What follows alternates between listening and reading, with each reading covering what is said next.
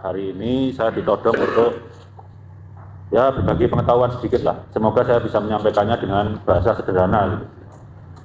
Jadi hari ini sebetulnya tujuan utama saya itu mengambil spesimen atau sampel DNA dari Gusti Bandoro Pangeran Haryo Yudaningrat, karena beliau ini keturunan Panembahan Setopati garis lurus gitu kan ya. Kenapa laki-laki? Karena laki-laki itu kromosomnya lebih lengkap daripada perempuan. Jadi ada kromosom Y, perempuan nggak punya.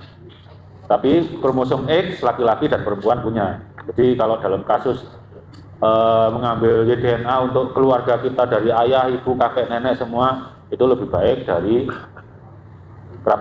anggota keluarga kita yang laki-laki. Untuk kromosom Y itu bisa melacak genealogi kita atau silsilah kita, garis lurus laki-laki sampai Nabi Adam, itu kromosom Y. Kalau mitokondrial DNA dari kita, baik laki-laki atau perempuan, tapi ke atasnya selalu jalur nenek, gitu ya. Nah kalau autosomal, ya selang-seling, tapi karena selang-seling dia selalu berkurang. Seperti saya, misalnya saya punya anak cuma 50% mewarisi DNA saya, cucu saya 25%, cicit saya 12,5%, kemudian namanya cicit apa, canggah ya, canggah saya 6, nah itu sampai ya lama-lama kan habis itu. Makanya kalau autosomal itu lebih baik untuk nasab pendek, kalau DNA dan mitokondrial DNA untuk nasab panjang. Itu DNA untuk urusan nasab, ada DNA untuk urusan bagaimana bentuk kita. Kita mau kulit sawo mateng, hidung mancung, yang kuat berlari, atau yang bakatnya apapun, itu namanya ditaruh di autosomal DNA. Bakat bagus kita dan bakat buruk kita juga ada di situ. Kalau bakat bagus kita anugerah memang, tapi kalau bakat buruk kita, ya itu ujian dari Allah. Misalnya kita pemarah, kalau udah tahu gitu ya, gimana caranya berlatih untuk menjadi penyabar kan gitu. Ya itu memang sudah ketentuan dari Allah sejak ayah membentuk sperma dan sejak ibu di dalam kandungan ibunya. Jadi sel telur yang ada di ibu kita itu diproduksi sejak beliau ibu kita di dalam kandungan nenek kita umur 12 minggu. Kalau nasab kita udah ditentukan gitu. Tapi kalau sisi ayah ya ketika beliau memproduksi sperma kira-kira 3 hari sebelum, ini bahasanya agak jorok, dikeluarkan. Itu DNA itu jadi catatan Tuhan tentang apapun bentuk tubuh kita, baik silsilah, bentuk tubuh, bakat, terus apa lagi ya, kemampuan belajar, kemampuan bekerja gitu. Penyakit genetik. Kalau yang ditesnya mungkin masih muda ya, nanti akan ketahuan, oh saya nanti bakat diabetes, gimana caranya mencegah. Sama ini kan bakat buruk kan ya, tapi kita bisa, paling nggak kita bisa mundurkan. Kalau gaya hidup kita baik, misalnya kalau bapak kita kena diabetes umur 40, jadi kita umur 80 baru kena diabetes, atau malah sampai meninggal tidak kena diabetes. Itu kalau kita tahu sejak awal. Nah itulah DNA. Semua orang sudah ditakdirkan, dan jumlahnya berapa? Tubuh kita itu jumlah selnya sebanyak 30 miliar. Jadi sel berapa kan tahu kan ya.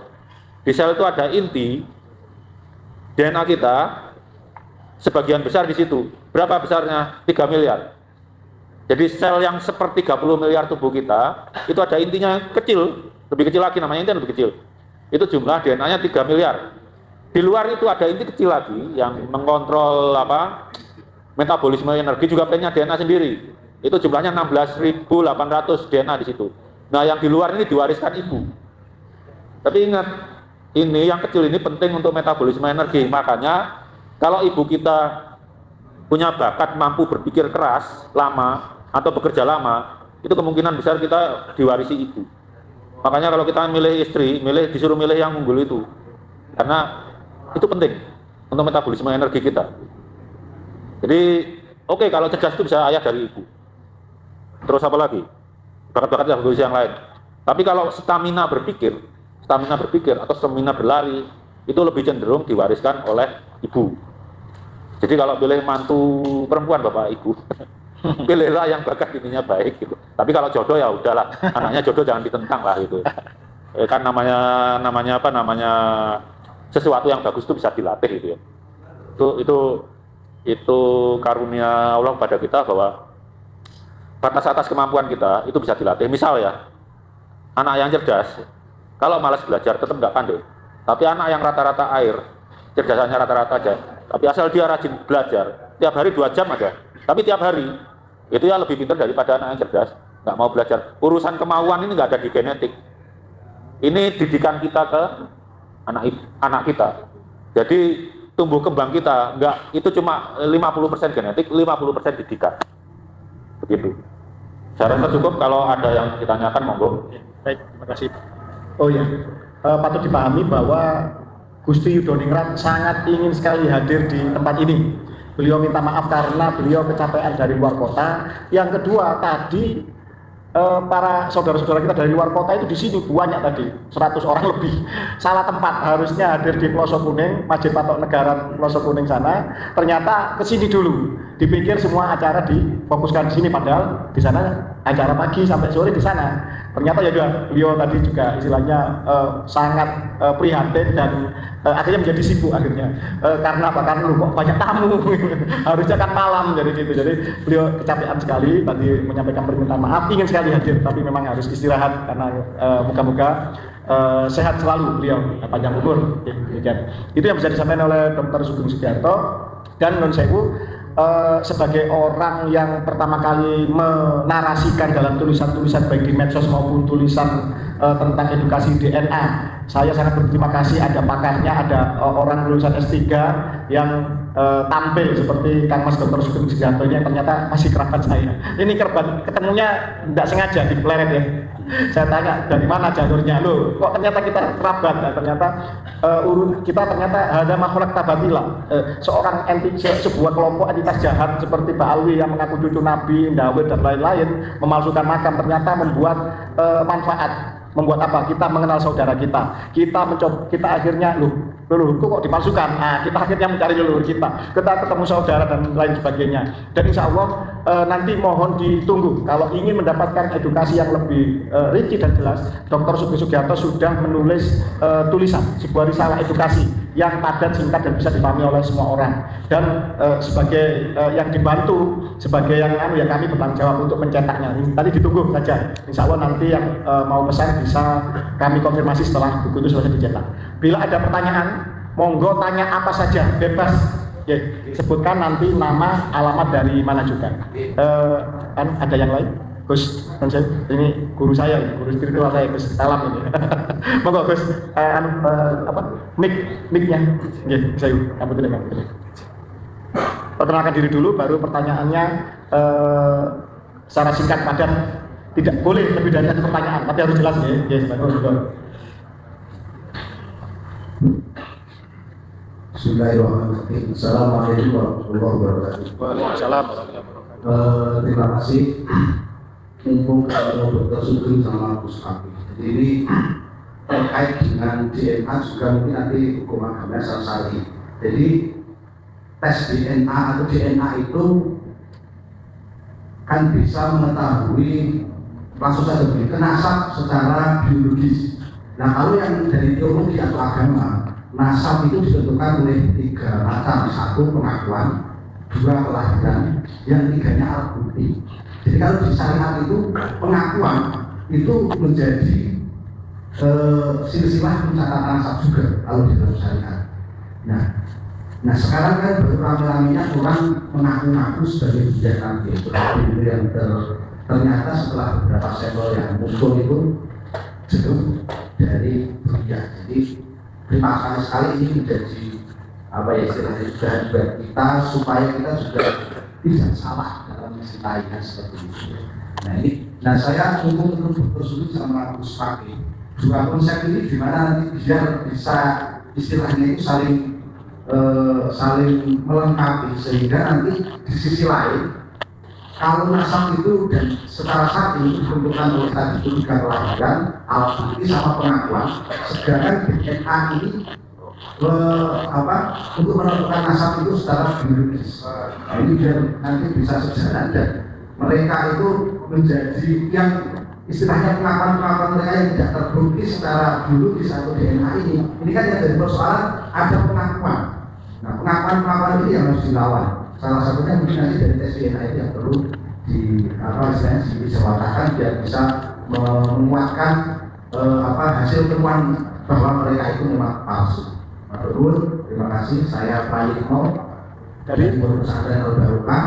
Kebetulan saya gabung dengan BBLS Jogja juga dan juga PMSN.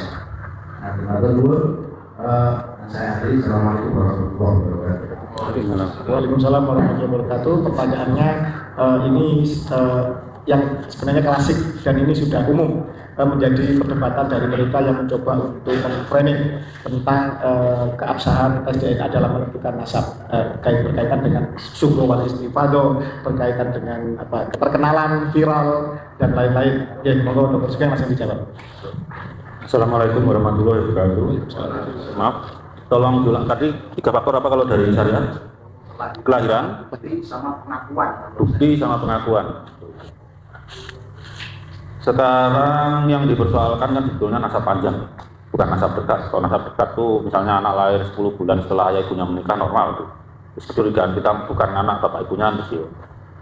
Kemudian bukti ya bukti itu tadi kan ya. Apalagi kalau pengantin baruan nggak mungkin sama orang lain, itu biasanya sama pasangan. Yang terakhir pengakuan ya. Masalahnya kan pengakuan terhadap masa panjang itu. Pengakuan tuh kalau boleh dibilang kan percaya. Percaya itu kan perlu bukti. Nah masalahnya kalau biologi itu kan ranah pembuktian.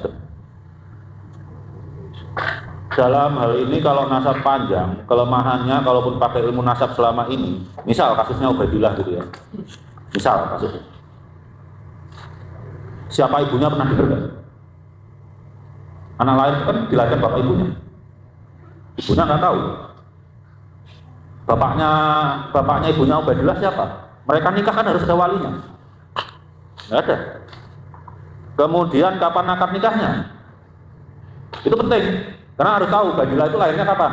Nah, kalau akad nikah lahirnya 5 bulan kemudian orang curiga. Kan itu. Kelemahannya nasab, ilmu nasab, catatan jauh orang tuh ngakui tapi nggak ya yakin aja dia anak sah atau anak bapaknya gitu. Tapi belakangan kalau golongan jarak genetiknya misalnya 20.000 tahun nggak mungkin. Sama-sama keturunan Imam Ali yang 1.400 tahun gitu. Dalam DNA kita itu ada jam. Kalau misalnya Panembahan Senopati itu tahun berapa? 1600-an. 1600 berarti misalnya 1500 akhir. 1500 ya misalnya dari 2 putra ini yang nyabang kanan dan kiri itu akan ketahuan di DNA-nya bahwa mereka sudah berpisah selama berarti 400 tahun ya. Selama 400 tahun itu. Nah, kalau sekarang akhirnya ada bukti bahwa ini kenapa berbeda dengan sepupu jauhnya sana. Itu kan bukti ya kan. Buktinya kok nggak cocok. Akhirnya diselidiki, itu namanya forensik.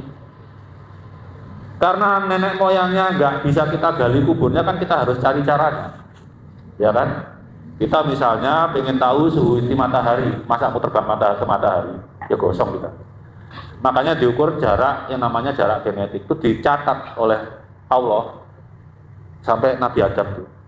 Sama keturunan Nabi Ibrahim yang Yahudi itu dengan keturunan Nabi Ismail, para Sayyid, itu kalau dihitung jarak genetiknya itu akan ketemu titik sama sekitar 4.400 tahun yang lalu. Anggap aja 100, tiap 100 tahun ada mutasi, maka akan beda mutasinya sekitar 44 kanan kiri. Bisa 146 sini 42, bisa sini 45, mungkin ini kalau 44 ya berarti 43 ya seperti itu. Tapi rata-ratanya akan seperti itu. Itulah cara Allah mencatat nasab kita. Nggak mungkin ketuker. Makanya saya bilang itu sama ibu-ibu nih, kalau menikah itu setia, jangan sampai ketahuan nanti ya kayak kasih Balawi ginilah. Apa keturunannya Nabi Harun sebagian besar C, keturunannya Sayyid Adnan sebagian besar C. Ini kok G dari mana gitu? Ketahuannya setelah berapa tahun? 1100 tahun tuh. Karena mutasi yang diwariskan kakek moyang kita tuh sekali ditandai itu abadi sampai kiamat nanti. Jadi misalnya Nabi Adam gini, Nabi Adam itu kan belum ada mutasinya, kita anggap belum berubah. Mungkin anaknya, mungkin cucunya mutasi. 1. kemudian dari cucunya, ke cicitnya nggak ada mutasi, ke buyutnya nggak ada mutasi, ke canggahnya mutasi, 2 kan baru 2. Terus kayak gitu, per 3 atau 4 generasi ditandai. Tapi begitu dia bercabang, lokasi mutasinya kanan kiri beda. Misalnya di alamat 1000 yang di sini di 988 bisa. Jarang banget 2 keluarga ini menempati lokasi di titik yang sama. Jarang sekali. Kalaupun iya, rangkaiannya beda. Maksudnya rangkaian beda gini. Misal saya dinamai anak kami berdua Ahmad gitu ya. Itu kan lokasinya dianggap sama. Tapi BIN-nya beda. BIN-nya itu lokasi di atasnya beda. Tapi kasus sama ini jarang sekali. Itu, jadi itu kalau urusannya nasab. Tapi kalau urusannya maaf, bentuk tubuh kita itu malah dibuat jarang sekali berubah, mutasi. Kenapa? Ya misalnya mata kita bulat jadi kotak malah nyusahin. Jadi yang DNA kita yang membentuk tubuh kita diusahakan dijaga Allah sestabil mungkin. Kalau berubah itu yang cenderung menguntungkan. Kita orang Indonesia kenapa sawo mateng? Karena kita menerima matahari yang lebih banyak daripada orang kulit putih. Kalau di Eropa mana ya kulit mereka yang cocok putih seperti itu. 10.000 tahun yang lalu, nenek moyangnya orang Inggris itu yang datang dari Afrika ya hitam. Lama-lama jadi putih. Jadi kalau mutasinya menguntungkan untuk tinggal di situ, itulah yang diteruskan ke keturunannya. Kenapa harimau Jawa lebih kecil daripada yang di Siberia? Karena biar bisa lincah di hutan Jawa. Mangsanya juga lebih kecil gitu. Itu saja saya rasa. Apalagi yang tadi udah bayi kelahiran, terus pembuktian. Nah, pengakuan yang masalah. Pengakuan buktinya apa untuk diakui? Itu kan percaya aja, gak ada pembuktian. Kalau zaman sekarang itu harus pengakuan itu kita terima kebenarannya kalau sudah diuji benar. Karena ilmiah itu ragu loh. Ingat, ilmiah itu keraguan, beda dengan iman. Kalau iman itu yakin, kita yakin Allah itu ada tuh kita nggak perlu membuktikan. Kita yakin Muhammad Rasulullahnya kita yakini, tapi Muhammad ada atau tidak itu perlu pembuktian. Ngerti maksudnya? Kalau kita nggak buktikan, meyakinkan dengan orang lain gimana coba? Jadi eksistensi Muhammad itu bagian dari ilmu, karena dia pernah dilahirkan, punya bapak ibu, punya keturunan. Tapi yang kita yakini adalah Muhammad itu Rasulullah, itu keyakinan. Kita udah nggak perlu membuktikan itu. Yang keberadaannya bisa kita buktikan. Itu masuk ranah ilmu. Kerasulannya itu ranah iman. Gitu. Masih kurang puas? Atau gini, apakah ini urusan biologi ya? Urusan biologi berarti kan urusan genetik, urusan materi fisik, bahwa anak kita disusun oleh kedua orang tua kita. Kedua orang tua kita disusun oleh masing-masing kedua orang tuanya lagi dan seterusnya kan begitu. Pertanyaannya, kita melihat anak kita dilahirkan dari istri kita, yakin tidak kita kalau itu benar anak kita? Apa kita mengawasi istri kita bagaimana hamil? Apa yakin dengan kita saja kan begitu urusannya. Nah, pembuktiannya itu adalah dengan tes DNA tadi itu, bahwa kita melihat istri kita melahirkan. Tidak cukup bahwa ini pasti anak saya, kan begitu. Gini nih, tapi gini ya, kalau tes DNA itu misalnya anak sendiri ya, ini aku bukan mencurigai istri. Kita itu menikah kan saling percaya gitu ya. Kalau kita tes DNA anak kita, itu tujuannya apa? Kalau dia punya potensi bagus, ketahuan. Misalnya dia berbakat di olahraga, ketahuan. Atau kalau dia punya potensi buruk, misalnya nanti bakalan darah tinggi, dia ketahuan dari kecil. Jadi kita bisa menangani. Jadi kita tes DNA anak kita itu bukan kita curiga sama istri. Kita itu menikah kan saling percaya ya. Insya Allah saling percaya. Makanya memutuskan menikah. Kalau nggak saling percaya, kenapa kita nikahin gitu. Tapi bahwa kalau kita tes DNA anak kita, itu agar tahu potensi anak kita atau masalah yang akan timbul di masa depan. Kalau potensinya olahragawan ya jangan disuruh jadi pelukis.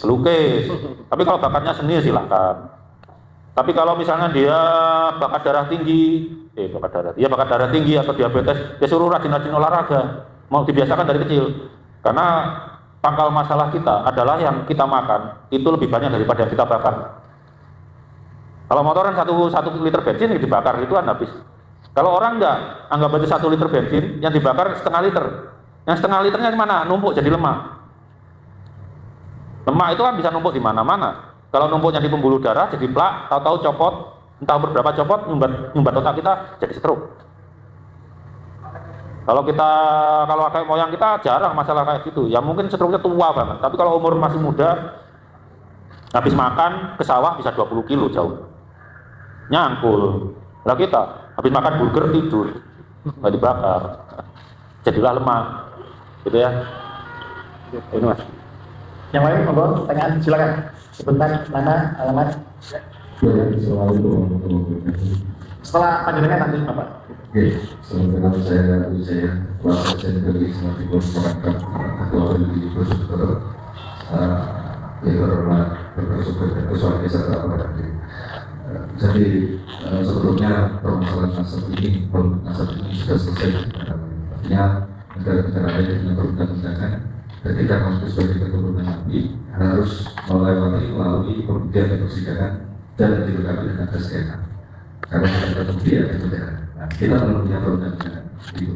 Jadi saya tanyakan terkait dengan sampling yang dijadikan pedoman untuk hasil tes DNA yang ketika besar misbah artinya yang digunakan sebagai sampling itu apakah dari berhasil atau dari rasa Yordan atau dari mungkin barang-barangnya Rasulullah, itu yang ingin saya tanya. Terima kasih.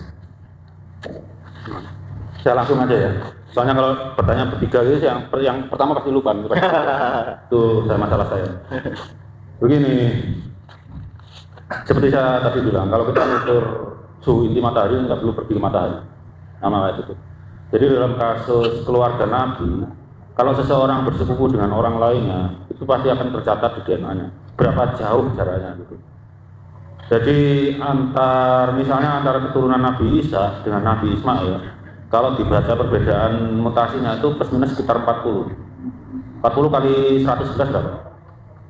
Kan satunya itu nilainya 111 gitu. Sekitar 4.400 tahun ya gitu.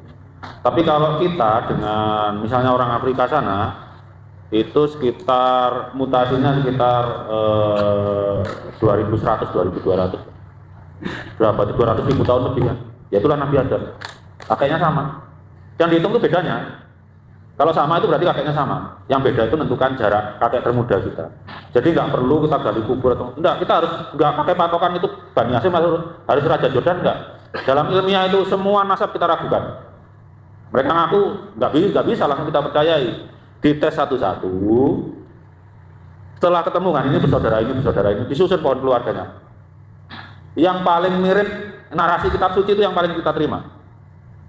Jadi kalau dari Nabi Ibrahim antara sudah mengerti haplogrup kan? Haplogrup itu ya haplo itu karena dari kromosom. Ya haplo itu artinya tidak punya pasangan. Grup itu kelompok, berarti orangnya banyak. Dari kelompok keturunan Nabi Ibrahim yang cabang keturunan Nabi Harun itu juga ada haplogrup C. Kemudian keturunan Nabi Ismail juga ada haplogrup C. Ternyata selisihnya sekitar saya bilang tadi 40-an. Jadi angkanya sekitar 4.400 tahun yang lalu. Kemudian kita bandingkan yang misalnya Balawi ini ngaku G. Bukan ngaku G, memang terpaksa G. Kita batalkan enggak boleh langsung, kamu batal karena sepupumu sana C, bukan begitu caranya. Kita cari juga keturunannya Nabi Ishak, yang ngaku keturunannya Nabi Ishak, tapi haplogrupnya G. Haplogrupnya G sama. Kemudian kita hitung kok 190 bedanya. Ya tadi nggak sampai cuma 40-an ya. Kalau di atas 7.000 tahun itu per mutasinya nilainya beda. Kalau di bawah 7.000 tahun pakai 111. Di atas 7.000 pakai berapa? 144. Itu kenapa lo kok G-nya yang dari cabang Nabi Ishak dengan G cabang Nabi Ismail? Kenapa tadi berapa? 180 atau 190 lah. Itu kira-kira 20.000 tahun yang lalu. Menurut Bapak Ibu masuk akal nggak Nabi Ibrahim hidupnya 20.000 tahun lalu? Di situ. Jadi kalau dalam kerja seperti ini kita kumpulkan, kita sambung kerabatannya, yang nggak masuk akal kita tolak. Yang paling akhir kita tolak ya itulah yang akhirnya kita terima. Karena yang paling awal kita tolak, dia membalikkan keadaan untuk membuktikan dia Bani Ibrahim itu pasti kesulitan. Jadi semua haplogrup, kalau Nabi Ibrahim itu C ya seluruh keturunannya C. Kalau Nabi Ibrahim itu E, seluruh keturunannya E. Kalau Nabi Ibrahim itu misalnya R ya, seluruh keturunannya R. Kalau Nabi Ibrahim itu G, seluruh keturunannya G. Tapi kalau Nabi Ibrahim O itu nggak mungkin. O itu orang Asia. Nabi Ibrahim nggak ada ceritanya orang Asia. Kalau J1, J2, E, R, L itu masih dekat dengan tempat Nabi Ibrahim itu ya. Ya kita susun masing-masing. Yang haplogrup versi J1 gini, J2 gini, terus apa E, R, L dan sebagainya. Setelah kita susun pohon keluarga menurut ilmu genetika, kita cocokkan dengan narasinya kitab suci. Mana yang paling cocok? Biasanya nggak utuh lagi. Anaknya Nabi Ibrahim 12, belum tentu keturunannya sekarang itu 12 cabang. Sampai hari ini baru 5 cabang, padahal anaknya 12. Kemana yang lain? Bukan berarti punah, diteruskan cucu perempuannya biasa. Jadi bapak-bapak yang anak laki-lakinya banyak itu bikin haplogrup sendiri nanti. Tapi kalau anak saya satu, terus satu, nggak bisa bentuk haplogrup. Sedikit kok cuma satu. Grup itu kan harus banyak. Jadi yang punya anak laki-laki semua nggak usah kecewa. Itu udah diperintahkan sama Allah bikin haplogrup baru di masa depan. Yang ibu-ibu juga punya anak perempuan semua, juga nggak perlu kecewa. Karena wanita juga punya haplogrupnya sendiri, namanya haplogrup mtDNA. Allah itu mencatat nasab ya jalur laki, jalur perempuan. Dan kompromi itu juga kan harus usia generasi itu juga dari ayah dan ibu. Ada yang ngaku katanya keturunan 39, 1400 bagi 39 berapa? Berapa? Kepuluhan 5. 35 ya, anggap aja rata-rata 35 itu ya. Itu kan orang bikin anak itu kan bapak ibu. Masuk akal nggak perempuan anak pertamanya atau anak keduanya 35? Kalau laki-laki masih masuk akal, tapi kalau perempuan enggak. Jadi jumlah generasi itu kompromi rata-rata umur ayah, rata-rata umur ayah, rata-rata umur nenek. Itu nggak mungkin kakeknya umur 40 sampai Nabi Adam 40 semua. Neneknya kan nggak mungkin 40. Gitu. Ya udah. Ya. Ini jadi gini, tadi yang dimasukkan Dr. Sugeng itu terkait masalah TMRCA, time most recent ancestor atau kakek bersama paling dekat. Jadi contohnya misalkan di antara keluarga keturunan Ngayum Soekarto Hadiningrat sama Surakarta, ini ketemunya di titik mana? Amangkurat, Jawi, Amangkurat keempat. Kan gitu. Amangkurat keempat kan melahirkan Pangeran Mangkubumi atau Hamengkubuwono I. Kemudian Amangkurat keempat juga melahirkan Pakubuwono II. Berarti titik ketemunya di mana? Amangkurat 4. Ini nanti dua keturunan dari ini akan ketemu, nanti memiliki kode genetik yang sama di satu titik. Ini adalah Amangkurat Jawi atau Amangkurat keempat. Begitu. Dan ini menurut ilmu genetik bisa dihitung lini masanya. Kira-kira berapa ratus tahun silam. Itu bisa dihitung sampai sepresisi itu ilmu DNA itu. Noten yang bisa kami sampaikan. Gus Salam atau monggo yang baju putih, monggo nama dan asal.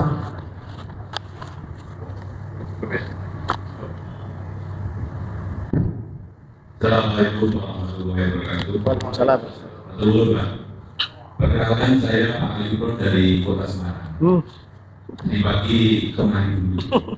Sebab jam-jam kalau saya ya sudah dulu benar malam itu masih di sini.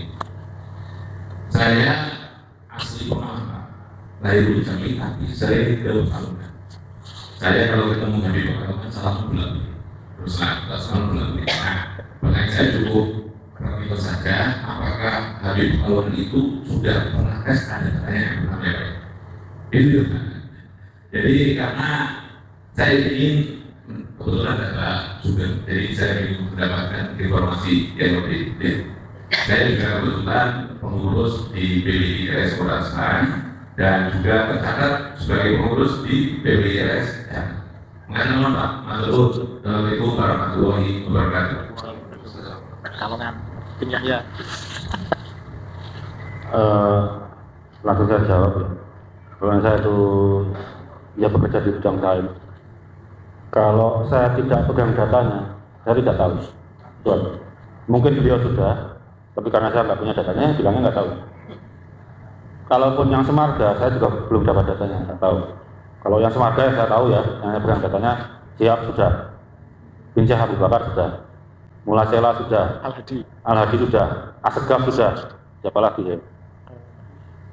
Alatos sudah. Al-Idrus saya belum. Semuanya cabang pakai Kodam. Kalau yang cabang Amul Fakih Ya ada satu tapi aneh, soalnya Al-Haddad marga apa gubernurnya ini, tapi nggak tahu lah kenapa bisa kayak gitu. Jangan-jangan nggak ada Amul Fakih, fiktif. Amul Fakih itu kan ya Basim itu kan Amul Fakih, bukan keturunannya Fakih Koda. Makanya kalau bisa ya kayak Basim itu lah suruh tes DNA bayarin ketahuan katanya. Tapi kalau lihat dari pohon keluarga mereka, ya memang nggak cocok dengan Nabi Ibrahim. Pohon keluarga mereka itu ya Al-Hasani sudah punah. Keturunan Nabi Ishak sudah punah. Kan nggak mungkin Nabi Ibrahim, kecuali Nabi Ibrahimnya 20.000 tahun lalu. Nggak ada penelitian satupun yang menyebutkan Nabi Ibrahim itu 20.000 tahun yang lalu. Nabi Ibrahim itu lebih muda dari, kemungkinannya ya, lebih muda dari Nabi Ibrahim. Karena taksiran tertua itu patokannya dari Nabi Yusuf. Kapan kekeringan di Mesir itu. Kekeringan tertua yang tercatat itu zaman Rajanya Perkasokar paling tua 5.200 tahun yang lalu. Jadi jarak Nabi Yusuf dengan Nabi Ibrahim itu berapa lama? Ya 5.200 tambah berapa? Kan kira itu pakai buyutnya ya. Buyut. Dan Nabi Ibrahim itu punya anak Nabi Ishak lebih dari 100 umurnya. Sehingga saya punya anak Nabi Ismail kan 90-an. 90-an. Ya kira-kira jaraknya 300, 5.200 sama 5.300 tahun yang lalu ya kira-kira ya 5.500 tahun yang lalu. Itu atuannya berarti 5.900 itu margin of error nanti. Tapi kalau hitungan saya sekitar 4.400. Kalau lihat catatan keturunannya sekarang itu 4.400. Yang kemungkinan kedua itu ya kalau selain di 1, J2 cuma datanya terlalu sedikit disebutkan. Yang lain-lain itu udah nggak masuk akal. Apakah bin Yahya ada sampelnya yang tes DNA atau Al Yahya? Saya pernah ngirim itu. Kalau saya ngirim tapi kan enggak. Ya, upload G, tapi memang G2 apa? Ya G2. Enggak, G2 apa sama G2C? Ini loh bedanya gini Bapak. Ya, saya jelasin. G2C. Hah? G2C? Di kelompok Yahudi itu G-nya banyak G2C. Balawi G2A. Itu bedanya 20.000 tahun kakak bersamanya. Tuh. Makanya saya bilang mungkin nggak Nabi Ibrahim 20.000 tahun yang lalu itu. Akal kita terima tuh nggak gitu. Atau bani-bani Arab yang lain lah. Nggak ada kalau namanya klan keluarga itu udah ribuan tahun haplogramnya sama. Udah disuruh Allah akan ada sisipan itu zaman itu karena nggak mungkin satu populasi itu dari keturunan kita semua. Makanya kadang-kadang akhirnya menantu jadi walaupun nanti dilarang dinasabkan itu perintah itu baru zaman Rasulullah ya. Zaman Nabi Musa sebenarnya udah nggak suruh. Tapi kalau misalnya punya anak-anak perempuan semua ya kita pilih mantuan nggak bisa dari saudara dekat. Kalau dia maunya orang jauh gimana? Akhirnya jadi sekutu kita kan dalam keluarga kita.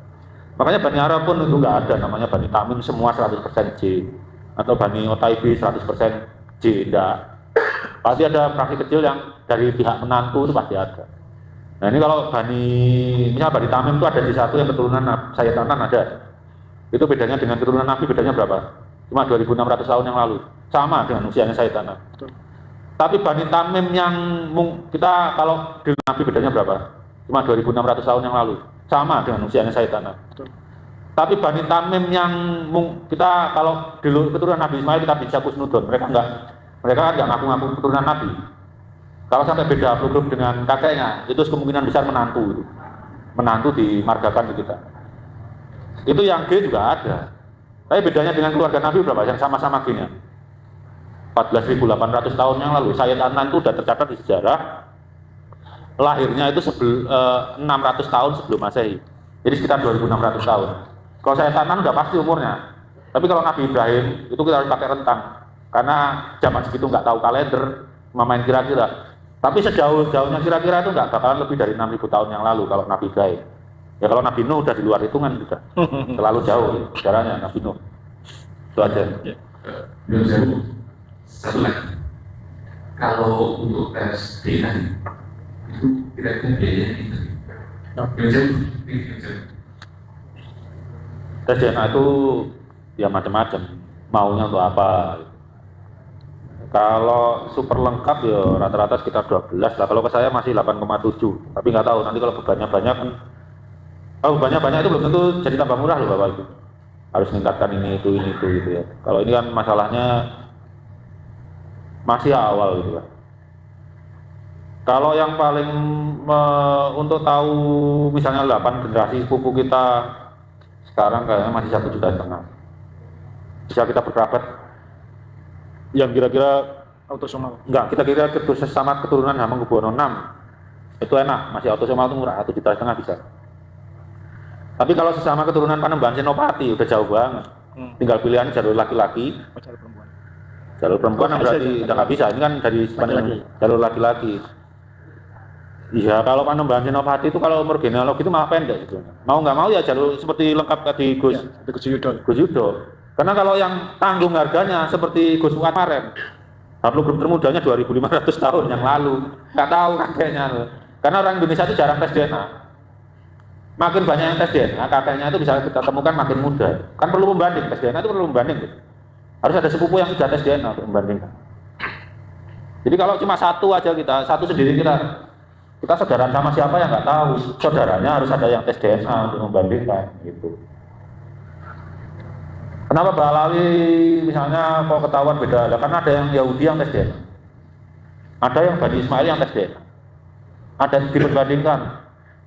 Yang Bani Ismail haplogrup C dengan Bani Yahudi haplogrup C. Kok beda mutasinya cuma sana misalnya sana 45, sini 40 gitu. Enggak pasti sama itu dari dua keluarga. Tapi begitu misalnya Balawi dengan yang Yahudi sana yang J, yang Balawi, yang sana 280, yang sini 325. Kok jauh banget? Yang dilihat bedanya. Nggak usah dihitung aja, lihat bedanya.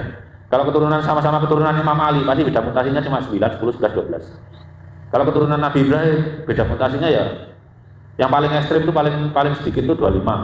Paling banyak itu 65 lah. Tapi begitu misalnya Balawi dengan keluarga Nabi Ibrahim yang ya bedanya itu di atas 280, kelihatan dari bedanya. Dan DNA kita itu nggak bisa dirubah. Orang bisa mengubah akte kelahiran, bisa mengubah nama, mengubah DNA, sesakti apapun karomanya nggak bakalan bisa. Triliun. Karena DNA kita itu salinannya 30 miliar. Mengubah semua gimana? 30 miliar itu nambah terus, tapi copot. Apa betul? Rambut kita itu ada DNA. Kalau seumur hidup ya sudah lebih dari 30 miliar, rambutnya copot, giginya kena copot, ganti waktu kecil. Cuma darah yang nggak ada DNA, darah merah itu nggak ada. Jadi mungkin gini, lebih simpelnya ya. Kalau saya jelaskan terlalu pintar kadang-kadang pusing. Karena saya nggak terlalu pintar, saya coba menjelaskan secara bahasa awam. Jadi gini, kenapa Habib Alwi itu gagal untuk mengaku sebagai cucu Nabi Muhammad SAW kan gitu. Nabi Muhammad secara data sejarah adalah keturunan dari Ismail. Ismail adalah putra Ibrahim. Oke, berarti kita mengkomparasikan, membandingkan antara Habib Alwi ini DNA-nya dengan keturunan Ibrahim dan Ismail dan dari putra Ibrahim yang lain yaitu Ishak gitu. Ibrahim nanti ada banyak kabilah di Arab sana yang sudah tes DNA, yang mengaku keturunan dari Sayyid Adnan tes DNA, haplogrupnya J, dari Ismail jelas J, dari Ibrahim J, dari Nabi Ishak mayoritas J, selain yang kesusupan ya, selain yang yang di suatu daerah ternyata tidak J itu juga ada karena menantu dinisbatkan marganya ke mertua.